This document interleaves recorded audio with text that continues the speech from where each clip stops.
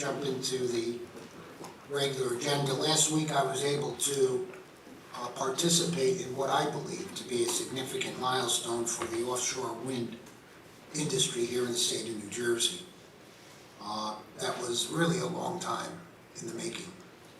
11 years ago, the Offshore Wind Economic Development Act, OWEDA, was signed into law. Finally, we are now in a position,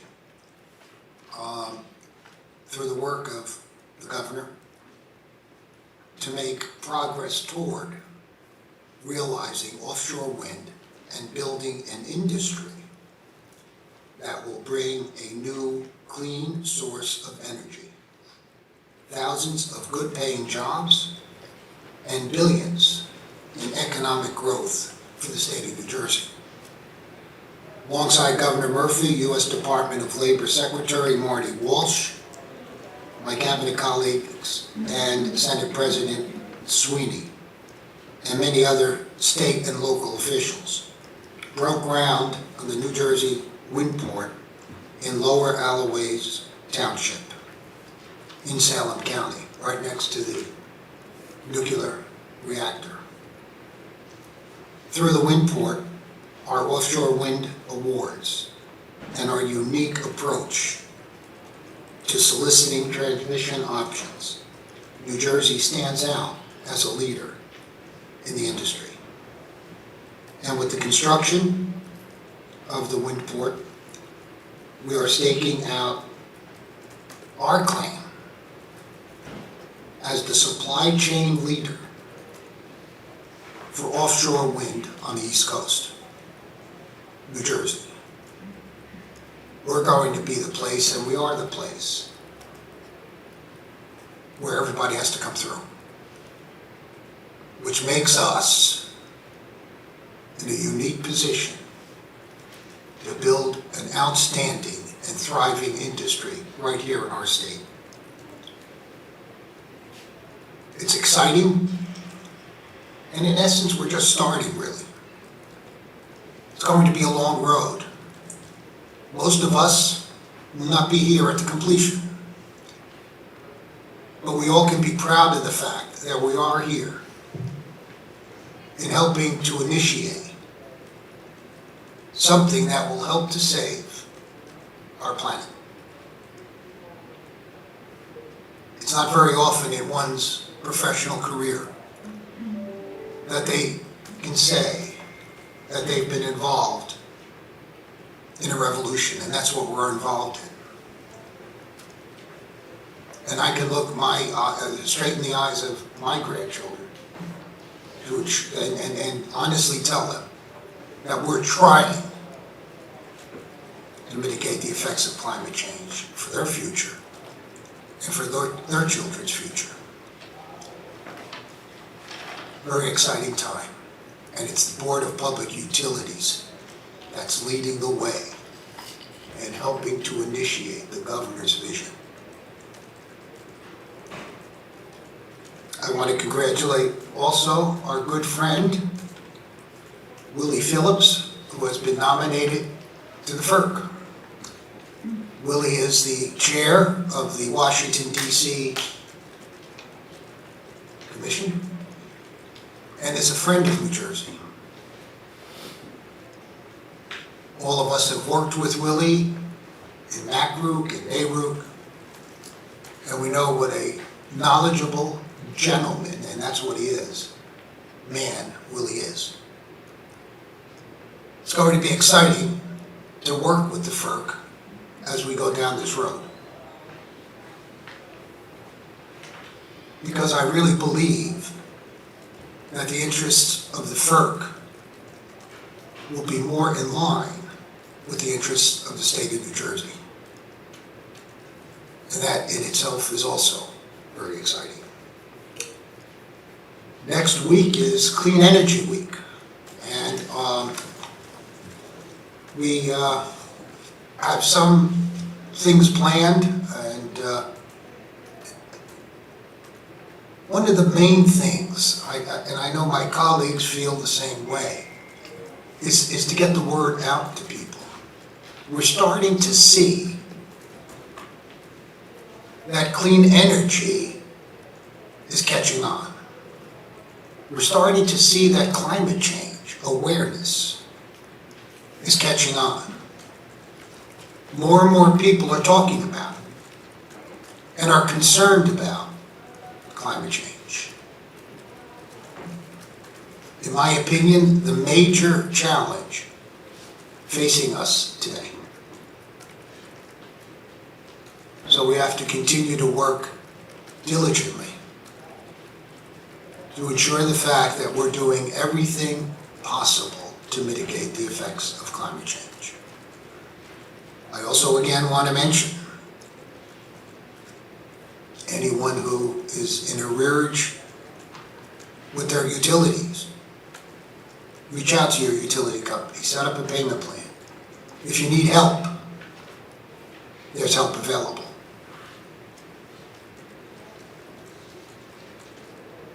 But the December 31st deadline is coming very quickly. Don't wait till the last minute. And finally, if you haven't already, please consider getting the vaccine against COVID-19. We're all in this together. And if I don't get the vaccine, I'm hurting you. And if you don't get the vaccine, you're hurting me. So really, if you haven't gotten it yet, give it serious consideration.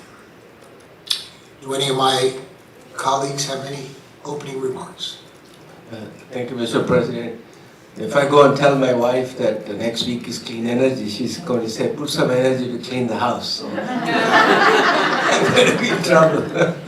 But I just want to, we are going to be celebrating the Hispanic Heritage Month, which is starting in September 15th, and we have many Hispanic American employees in the board and the state, and I just want to recognize their contributions to the world in general, and also Jewish Americans will be celebrating Yom Kippur.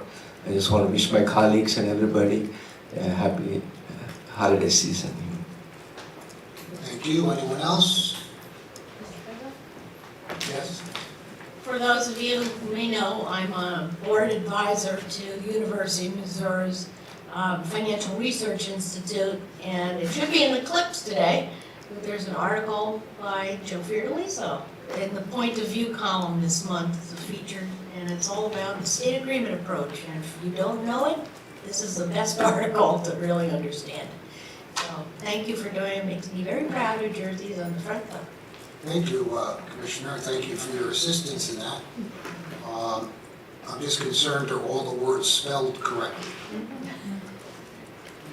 If they took my copy, they're all spelled correctly. I don't know if they did any additional editing. I hear you. Well, thank you. Anyone else? Madam Secretary, the consent agenda, please. Thank you, Mr. President. On the following consent agenda items, 2A, 3A, 3B, 4A, and 9A. So moved. Second. Roll call. Commissioner Holden, Yes. Commissioner Solomon, Yes. Commissioner Chivukula, Yes. Commissioner Gordon, Yes. President Fiordaliso. Yes. No items under audits for consideration, and I just talked about assistance, and our guru assistant person is going to make the first presentation, Maureen, regarding the USF program. Good morning, Commissioners. Thank you. 2A concerns the electric and gas utilities annual compliance filing to determine the Universal Service Fund and Lifeline program budgets and rates for the upcoming year.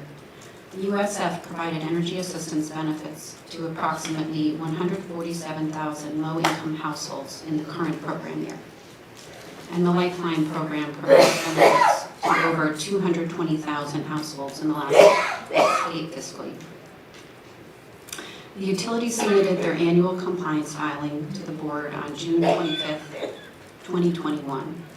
In this June filing, the utilities requested rate adjustments to recover a USF budget of approximately $215.5 million, which includes the following: $7.8 million in estimated USF administrative costs, $5 million for the NJ Share SMART program, a $3.2 million gas over-recovery balance, a $6.2 million electric over-recovery balance, and $103 million in estimated additional USF and Fresh Start costs to support temporary program expansions to address arrearages brought on by the challenges associated with the pandemic. The June filing was based on 7 months of actual information from October 2020 through April 2021, and 5 months of estimated information. The June filing proposed a rate increase for both gas and electric. The June filing also included costs to recover a Lifeline program budget of $74.6 million. While the Lifeline budget decreased by $50,000, the Lifeline electric rate increased slightly, and the Lifeline gas rate remained the same. In the June filing, the utilities also requested the recovery of their USF-related administrative costs, and that the USF and Lifeline interim rates approved through September 2020 be finalized. In July 2021, the utilities submitted responses to board staff discovery and provided 9 months of actual cost data through June 2021 and 3 months of estimated data. This updated data reflected a higher estimated USF budget of approximately $222.3 million and an updated gas and electric rate that were higher than those proposed in the June filing. Additionally, in August, 2 public hearings were held telephonically in each of the 7 gas and electric utility service territories. No comments were received from the public. During the review period, Rate Counsel submitted written comments offering their opinion on the utilities filing. In those comments, Rate Counsel stated that it does not object to the utilities' request for recovery of their actual administrative costs, takes no position regarding the reasonableness of the DC's estimated USF administrative budget, and recommends that the board evaluate whether the USF rates should reflect the offset of higher levels of federal supplemental LIHEAP funding and some of the COVID relief funding. After reviewing the filing and all related submissions, staff recommends the rates proposed in the June filing. These rates support a USF budget of $215.5 million for the new program year, which begins October 1st, 2021. This is an increase of approximately $92 million from the current USF program budget. If approved, this budget and the rates would be effective October 1st, 2021. Further, staff recommends that the board approve the Lifeline rates contained in the June filing, which support a Lifeline program budget of approximately $74.6 million. If approved, these rates would also be effective October 1st, 2021. The combined USF Lifeline rates would represent an increase of $8.88 per year for an average residential gas customer and an increase of $7.82 per year for an average residential electric customer. The combined USF Lifeline annual bill would be $48.19 per year for an average residential customer who uses both gas and electric, which is a net increase of $16.70. Additionally, staff recommends the board direct staff to reimburse the utilities for the USF-related administrative costs, which total $4,819. Finally, staff recommends that the board finalize the interim USF rates that were approved previously through September 30th, 2020, because these rates have been reviewed and trued up. Thank you. So moved. Second. Questions for Maureen? Thank you very much, Mr. President. Maureen, in terms of the budget, how much of the money that is being used for outreach? One of the challenges in USF is that not able to reach all the people that really need it. And I know a couple of years ago, last year, I heard that the request for the USF funds has come down. And if that, especially under the COVID situation, and the need must have gone up. And so just maybe you'd like to comment on that. Right, so enrollment has been declining. This year was pretty much the same as last year. But last year there was a 9% decrease in enrollment in USF. I think because of the moratorium, probably. But there is, DCA, as you know, is our program administrator and does outreach for us. And we approved their administrative budget last month of about $8 million. And I can't remember exactly how much was set aside for outreach and advertising. Board staff's working with DCA to try to get the word out for the fall.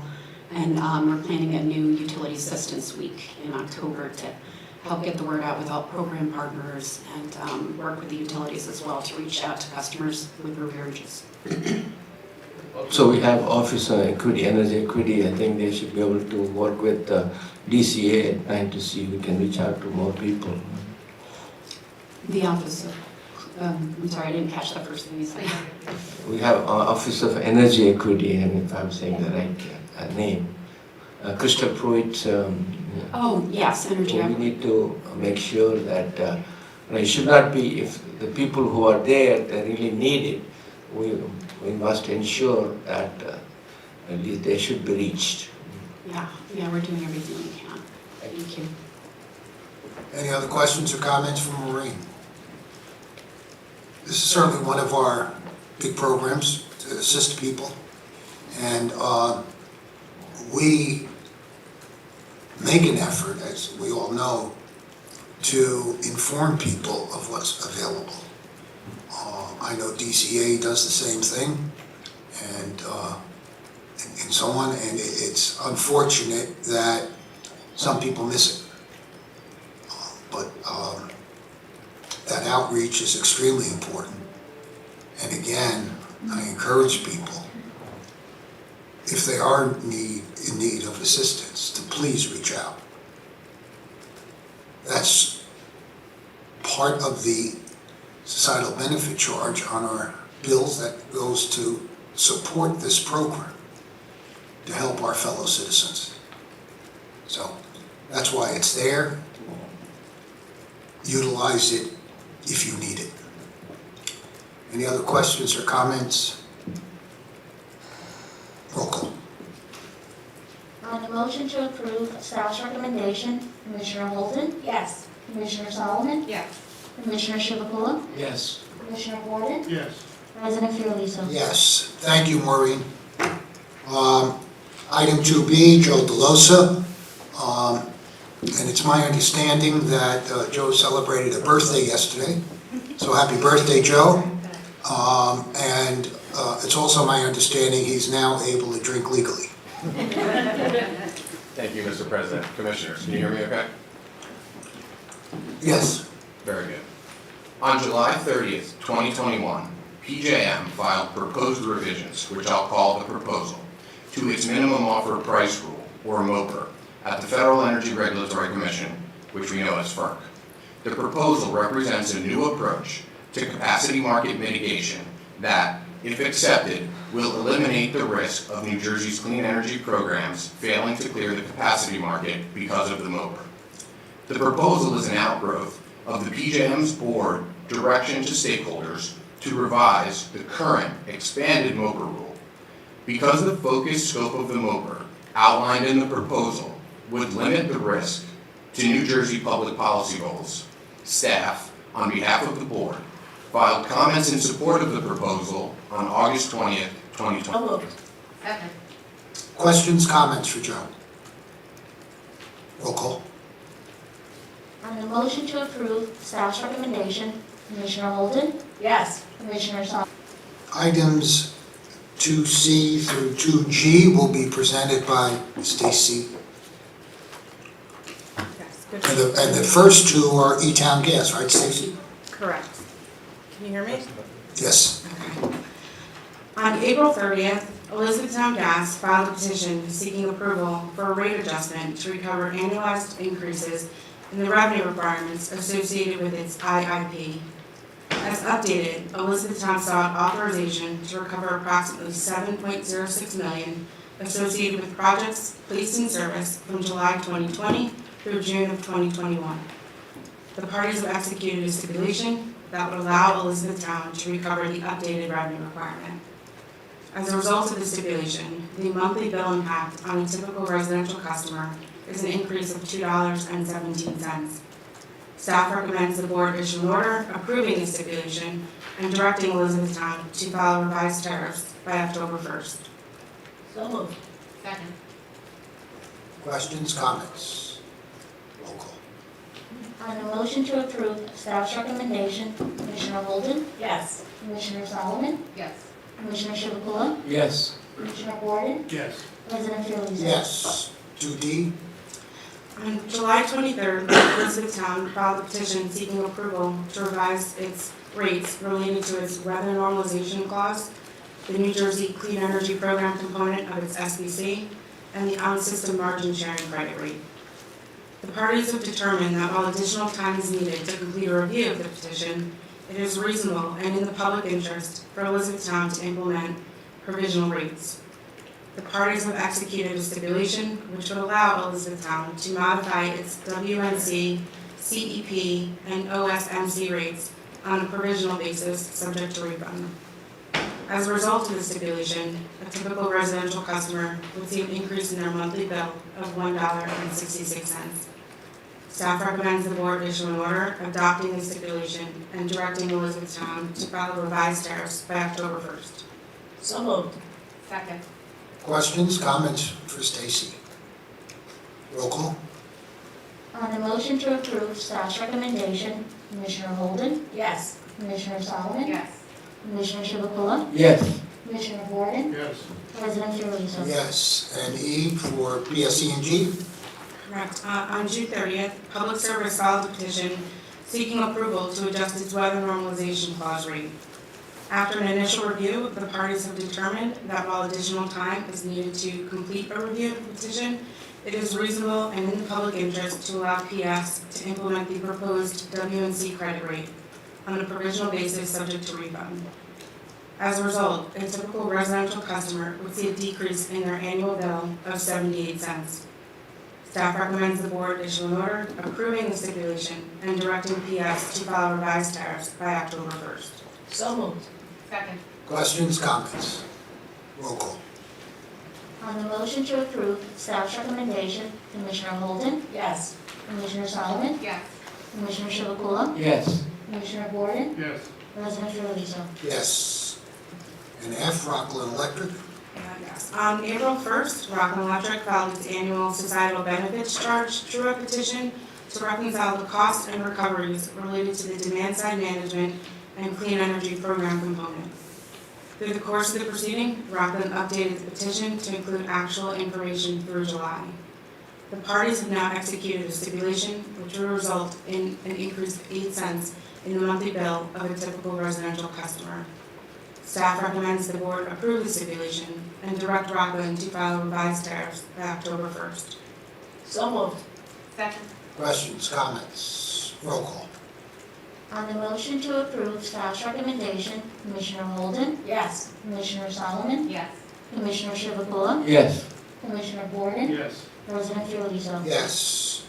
And G, South Jersey Gas, Stacy? Yes, on April 30th, South Jersey Gas filed a petition seeking authority to establish rates to recover the annualized increases in revenue requirements associated with the company's SHARP 2 program.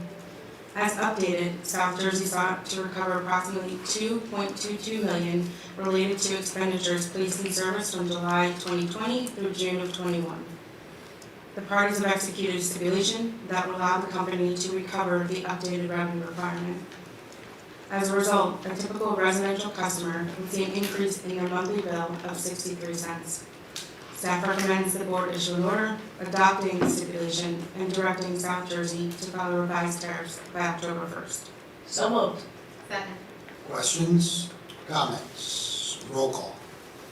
On the motion to approve staff's recommendation, Commissioner Holden, Yes. Commissioner Solomon, Yes. Commissioner Chivukula, Yes. Commissioner Gordon, Yes. President Fiordaliso. Yes. Thank you, Stacy. Thank you.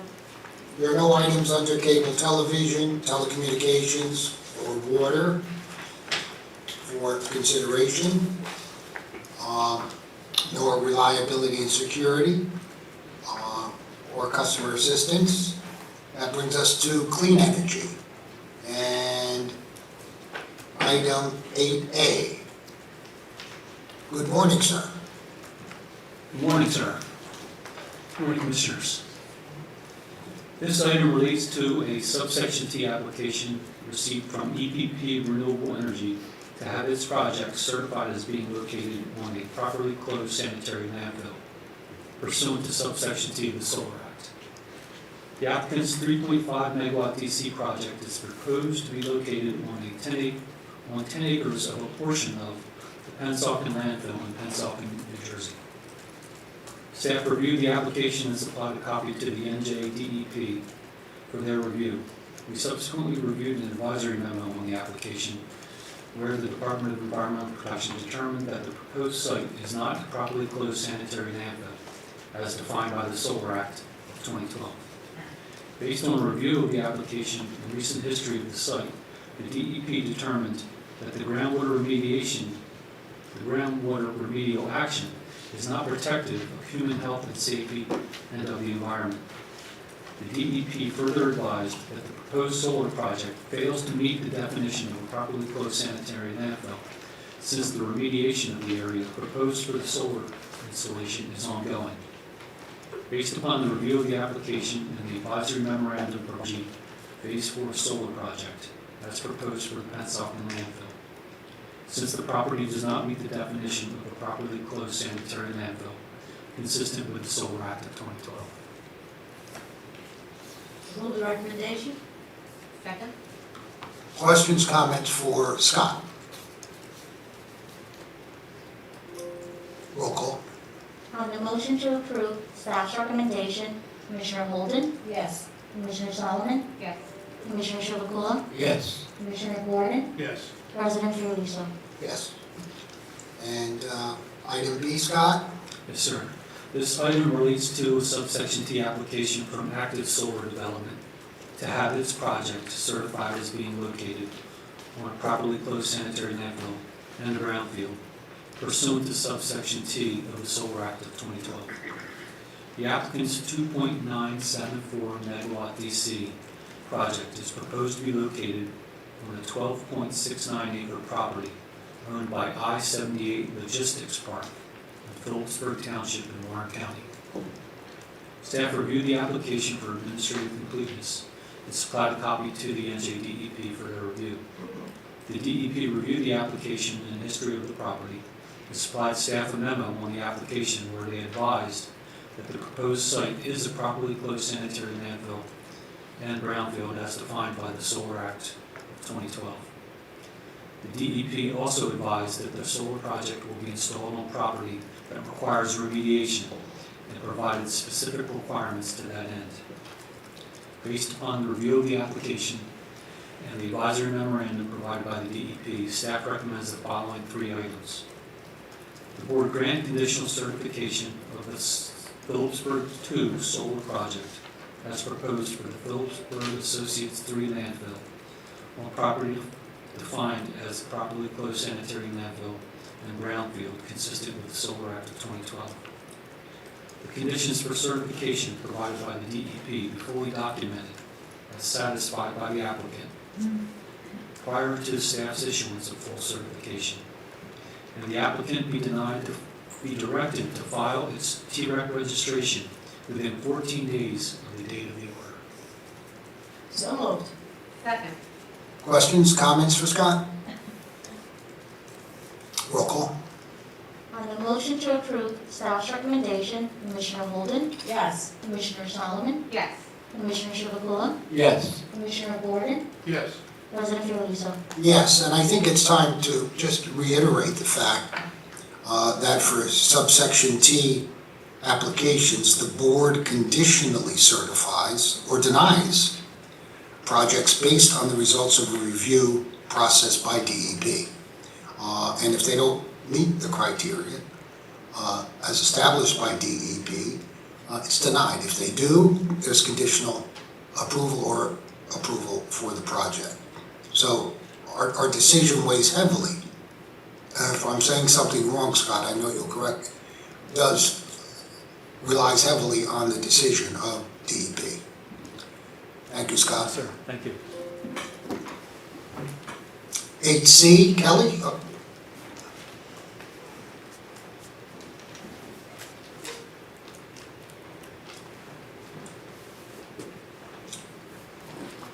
EVs, Kelly?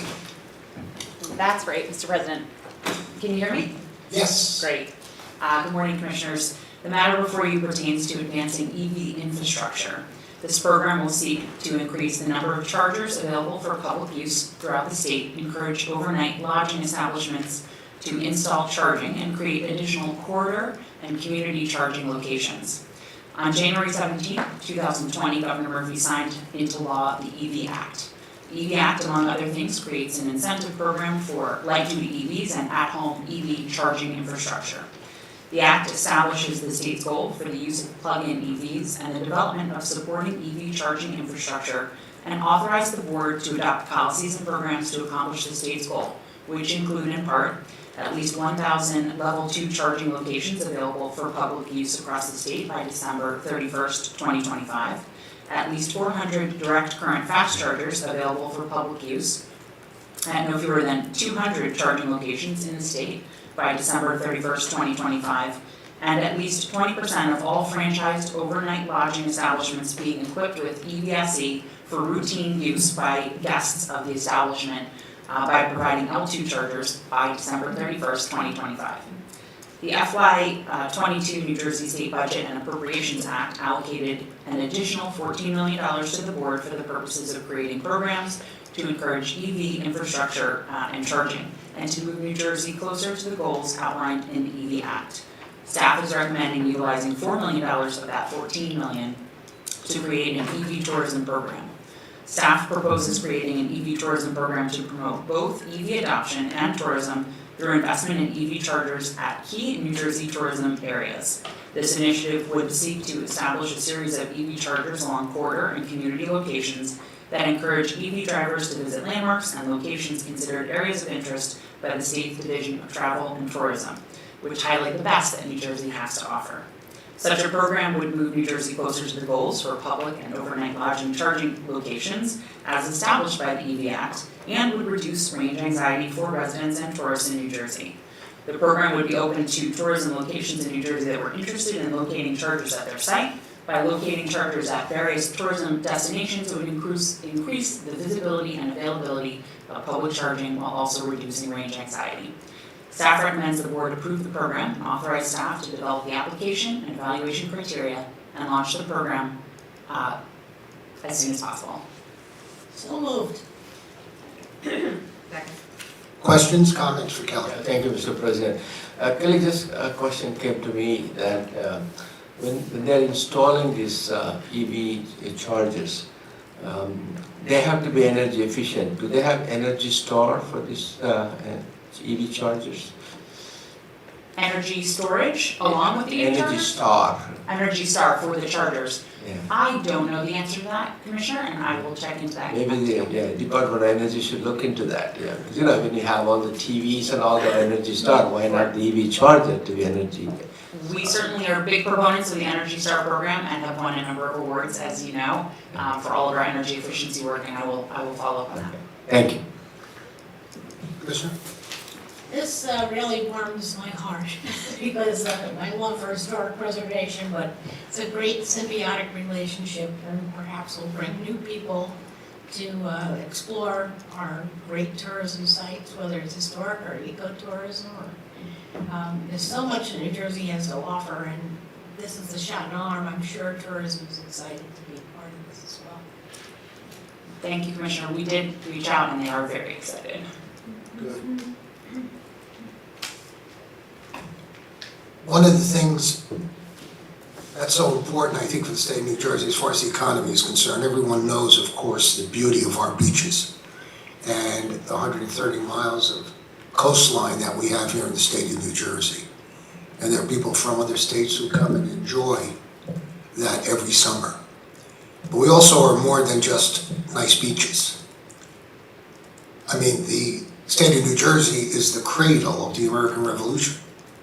There have been more American, or there were, not currently, there were more American Revolution battles in the state of New Jersey than any other region in the country.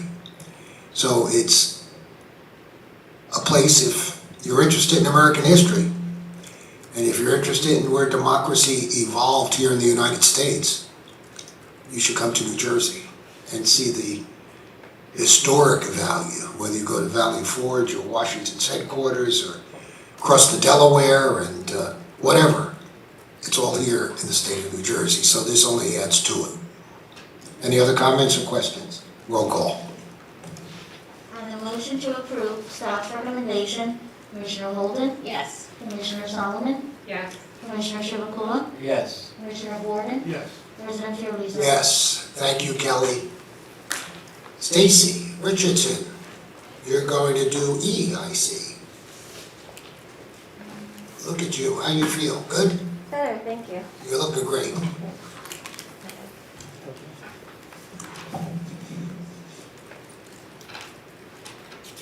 Hello, Commissioners. Hello, Commissioners. Hi, Stacy. As you know, the Clean Energy Act of 2018 requires each electric and natural gas public utility company in the state to reduce the use of electricity and natural gas in their service territory. Butler Electric is a municipal electric utility in Morris County that is owned and operated by the Borough of Butler and that serves residential and commercial customers in the boroughs of Butler, Bloomingdale, and Kinnelon, and that partially services the township of West Milford and the borough of Riverdale. Because Butler Electric provides service to customers beyond the municipal boundaries of the borough of Butler, Butler Electric is regulated by the BPU as an electric public utility under the Clean Energy Act. On December 16, 2020, the board approved staff recommendations that Butler Electric work collaboratively with staff, the New Jersey Division of Rate Counsel, and the investor-owned electric and gas public utilities as applicable to develop a proposal to deliver energy efficiency and peak demand reduction programs to Butler Electric customers that would be compliant with the Clean Energy Act and consistent with the requirements for utility programs as outlined in the board's June 10, 2020 order.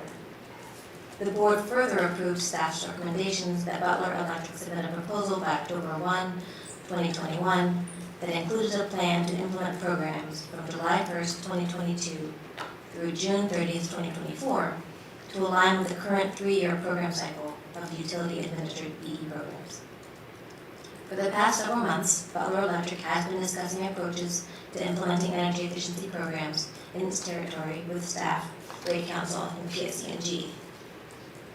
At the same time, following the transition of administration of certain energy efficiency programs from New Jersey's Clean Energy Program to the utilities on July 1, 2021, the investor-owned utilities are currently discussing with staff and Rate Counsel how the investor-owned utilities will use their board-approved budgets to implement dual-fuel projects in overlapping utility territories during the current 3-year program cycle. Staff anticipates that a shared budget approach, if finalized, could enable customers served by both Butler Electric and PSE&G to participate in energy efficiency programs during the current program cycle. Staff therefore recommends that the board direct Butler Electric and staff to continue to work with Rate Counsel, PSE&G, and the other investor-owned utilities to work toward jointly developing a shared budget approach. Staff also recommends that the board grant an extension to Butler Electric to submit an energy efficiency program proposal, which shall apply to the time remaining in the current energy efficiency program cycle, and could take the form of a joint petition by Butler Electric and PSE&G. As soon as reasonably feasible, following resolution of an approach that would work for Butler Electric, should a resolution be reached, including board approval, but no later than October 1st, 2022. Thank you. So moved. Second. Questions or comments for Stacy?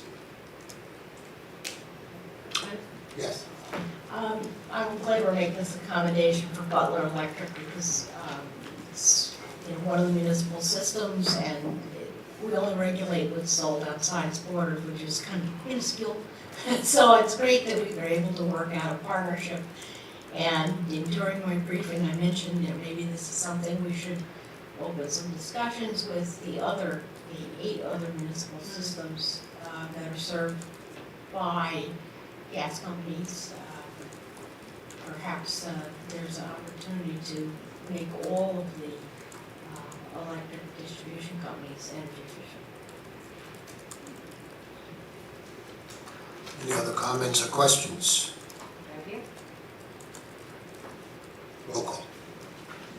On the motion to approve staff's recommendation, Commissioner Holden, Yes. Commissioner Solomon, Yes. Commissioner Chivukula, Yes. Commissioner Gordon, Yes. President Fiordaliso. Yes. Thank you, Stacy. Kevin, you're up next. And as you recall, this item was an item that was in executive session and indicated at that time that action would be taken. So the floor is yours, Kevin. Thank you, sir. Good morning, Commissioners. As discussed in the executive session, this item pertains to PL 2021, Chapter 200, which was signed into law on August 24, 2021. This law, the School and Small Business Energy Efficiency Stimulus Program Fund, creates two programs within the board to provide grants to schools and small businesses. The two programs are the School and Small Business Ventilation and Energy Efficiency Verification and Repair, or SSVVEEVR program, and the School and Small Business Non-Compliant Plumbing Fixture and Appliance program, or the SSV and PFA program. The purpose of these programs is to provide grants to boards of education and small businesses for the installation of certain HVAC systems and energy efficient and water conserving appliances and fixtures to improve air quality and energy efficiency in school districts and small businesses, especially those that are located in underserved communities. The proposed contract modification would be limited to the administration of these specific programs, and the programs, including any administrative fees for the contract, will be paid for through federal funding made available through the American Rescue Plan Act. Staff recommends that the board approve the contract modification to authorize the administration of these two programs, and the contract modification will be contingent upon the approval by the Department of the Treasury. So moved. Second. Questions, comments for Kevin? Roll call. On the motion to approve staff's recommendation, Commissioner Holden, Yes. Commissioner Solomon, Yes. Commissioner Chivukula, Yes. Commissioner Gordon, Yes. President Fiordaliso. Yes, thank you, Kevin. Thank you, Commissioner. That brings us to miscellaneous items, and the first one is A, and Bob, you're up. Oh, no, Stacy. Stacy's pinch hitting for me, much more effective. All right. Is there a right-handed pitcher in or a left-handed pitcher? Good morning, Commissioners. By order dated July 2nd, 2020, the board authorized each of the state's utilities to create a COVID-19 regulatory asset by deferring on their books and records the prudently incurred incremental costs related to COVID-19 through the later of September 30th, 2021, or 60 days after the end of the public health emergency. Additionally, the July 2020 order required that all affected utilities file a petition with the board by December 31st, 2021, or within 60 days of the close of the regulatory asset period. The public health emergency terminated on July 4th, 2021. On July 6th, several utilities filed a letter motion seeking amendment of the July 2020 order to extend the deferral period from September 30th, 2021 to the end of 2023, and to adjust the deadline for filing of petitions for recovery to a date within 60 days corresponding to the extended regulatory asset period. The motion was supported by several other utilities. In its response, Rate Counsel did not disagree that an extension may be a reasonable solution to the concerns raised by the utilities, subject to certain conditions. While Rate Counsel does not object to an extension, it expressed concern with the length of the extension. Rate Counsel further recommended that should the board grant an extension, conditions should be imposed on the extension. Taking the totality of the circumstances under consideration, staff recommends the board deny the motion requesting an extension to December 2023, and instead authorize an extension of the regulatory asset period through December 2022, and a requirement to file a petition for recovery of these assets to be filed no later than 60 days following this new date. Staff further recommends the board order regulated utility companies to file a formal plan within 10 days outlining how the additional time will be used in meeting the regulatory asset period deadline. Additionally, regulated utility companies should file as part of their quarterly reports additional data spelled out in the draft board order. So moved. Second. Questions, comments for Stacy? Roll call. On the motion to approve staff's recommendation, Commissioner Holden, Yes. Commissioner Solomon, Yes. Commissioner Chivukula, Yes. Commissioner Gordon, Yes. President Fiordito. Yes, thank you, Stacy. And miscellaneous item B. Good morning, Julie. Good morning, good morning. And this concerns customer bill of rights. Correct. By order dated February 3rd. Thank you. By order dated February 3rd, 1986, the New Jersey Board of Public Utilities established the Consumer Bill of Rights, which set forth in plain language the protections afforded to utility customers under the board's regulations. In that order, the board required all utilities under its jurisdiction to inform customers of their respective rights by distributing a copy of the Bill of Rights to their customers. In response to the COVID-19 pandemic, Governor Murphy signed a series of executive orders that temporarily established certain rights to utility customers in the pandemic. The Bill of Rights had not been revised since February 3rd, 1986. Since that time, there have been changes in the board's regulations along with additional customer protections mandated by Governor Murphy due to the COVID-19 pandemic. It has never been more important for utility customers to be aware of the protections granted to them through the board's regulations and the additional temporary rights put into place by Governor Murphy through December 31st, 2021. Staff is therefore proposing that the Customer Bill of Rights is the establishment of the Bill of Rights. Rather, the Bill of Rights is wholly consistent with existing board regulations. It's found in NJAC 14.3-7 et sec. The current provisions of the Customer Bill of Rights will remain in place. However, the revisions are as follows. Provision number 3 is changed to now read, you are entitled to at least one deferred payment plan within a 12-month period. The deferred payment agreement offered by the utility company must be for at least a minimum term of 12 months with no money down. Your utility company may not require a reconnection fee or deposit as a condition of continuing service, and late charges, interest, and liens for past due amounts are not permitted during the grace period. There's 4 additions. First one, number 16, after December 31st, 2021, residential gas, electric, water, and sewer utilities are permitted to inform customers that they are subject to termination of service due to non-payment unless the customer is a participant of the winter termination program. Number 17 will now read, after December 31st, 2021, residential gas, electric, water, and sewer utilities are permitted to disconnect service due to non-payment provided. However, the disconnection may occur at any time if it is to prevent a risk to public health or safety. Number 18, after December 31st, 2021, residential service may be shut off after proper notice only on Monday through Thursday from 8 a.m. to 4 p.m. The utility may not shut off residential service on Friday, Saturday, Sunday, or a holiday, or the day before a holiday, or if a valid medical emergency exists in the household.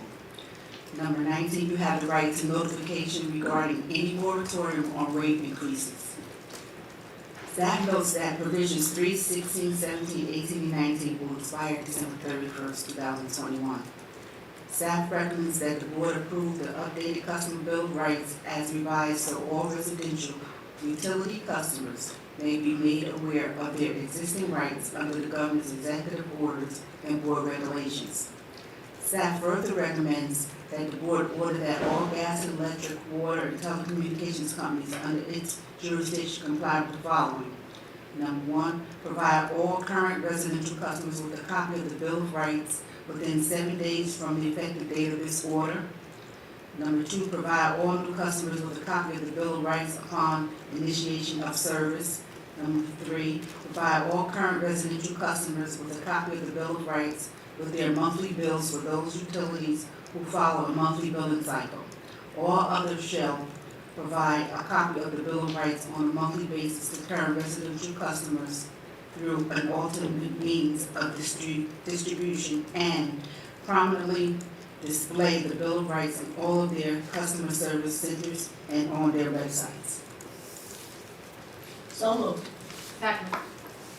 Questions, comments for Julie? Thank you, Mr. President. Julie, how do we educate the customers that they have rights?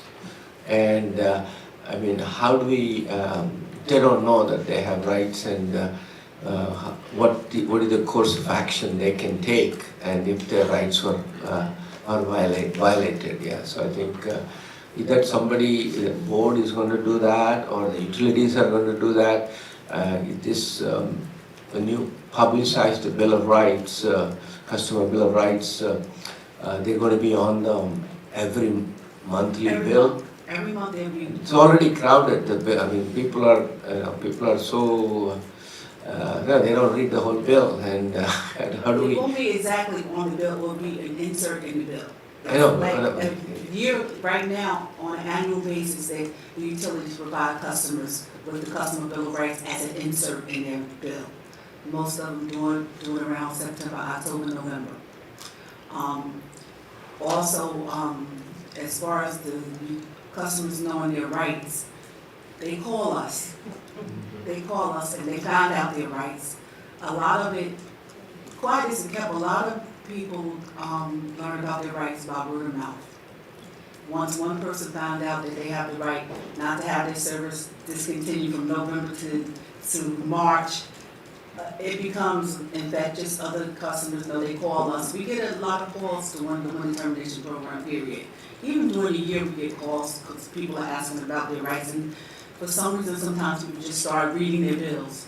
When you're in a position where you know your back is up against the wall, you start reading things, you start looking at things, you start researching things. So we're getting a lot of calls as far as customers knowing their rights. I think there are people who are going to read all those things, but most of the people I know, one more insert, they just take the bill part and throw the rest of them, recycle them, I think. So that's why I'm saying we may need to do some kind of a drive, understanding, outreach, so that way they're able to at least know before they call you. They need to know what they're trying to do. Well, there's going to be a utility assistance week next month, and utilities are pushing to let people know about assistance and things that are available to them. Yes. Yeah, even before you started speaking today, I was going to talk about your division, and I know that any time that I have ever received, an inquiry or complaint, it's really remarkable the work that your staff does, and I don't know how many people that are listening in today realize the number of calls that do come here to the Board of Public Utilities, and so I just wanted to commend your staff because they've always done a great job when we refer to matters, and I know that we all get inquiries from time to time. But certainly, in addition to the agencies that are out there, we as commissioners can serve as ambassadors as we get out more often, hopefully sooner rather than later, to have those types of campaigns so that we can add to the knowledge base for the community, that they can call the board and have these matters addressed and their inquiries answered. And that's not just from customer service, frankly, it's from all the divisions where, there have been questions I find that, our directors are, very responsive when people make inquiry, whether it be, Kelly Clean Energy or Safety and Energy Division, are very approachable when it comes to, having questions and inquiries made to this board. So I just want to commend you and, our other staff to being responsive to those calls. Thank you very much. Anyone else? It goes without saying, we have the best staff in New Jersey government, let's be honest. Roll call. On the motion to approve staff's recommendation, Commissioner Holden, Yes. Commissioner Solomon, Yes. Commissioner Chivukula, Yes. Commissioner Gordon, Yes. President Fiordisa. Yes, I just want to reiterate some of the things that have been said as far as the Bill of Rights is concerned, as far as the Universal Service Fund and the Fresh Start Program and things of that sort. There have been changes made in the Universal Service Fund as far as, and I'm probably repeating what Maureen mentioned, but I think it's worth repeating. It includes an increase in the income threshold. And so, as an example, a family of 4 earning up to $104,000 can now qualify for assistance. These changes go into effect, as Maureen mentioned, October 1. The official moratorium on shut-offs ended July 1st. But we extended a grace period, and when we mentioned December 31st, the July 1st to December 31st is the grace period, which is giving folks an opportunity again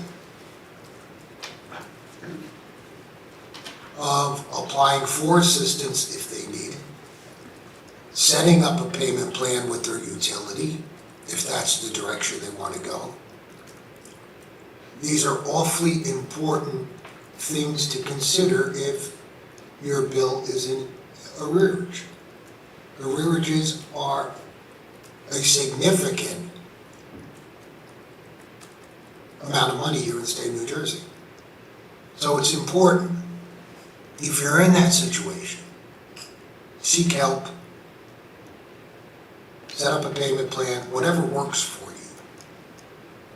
You're going to find that your utility is more than willing to work with you to set up this payment plan. December 31st comes very quickly, or is coming very quickly. My understanding is that Santa Claus is making the gifts, the toys now. So, December 31st is around the corner. Please, for your own peace of mind, set up that payment plan or get that assistance that you need. Julie, thank you. You're welcome. Thank you. If there's no other items or comments from my colleagues, I'll entertain a motion to adjourn. So moved. Second. All those in favor? Aye. We're adjourned.